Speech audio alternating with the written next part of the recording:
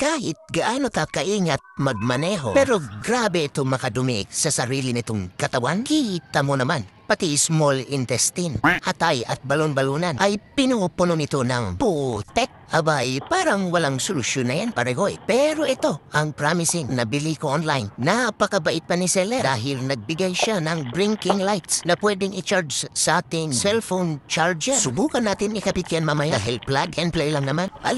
Nagbigay pa talaga ng gasoline treatment. Panglinis ito, mga paregoy. Sa carbon deposit nitong ating mutmut. I-full tank natin mamaya at ilagay natin lahat ito. Linisan lang muna natin konti nakakahiya naman magtrabaho na madumi.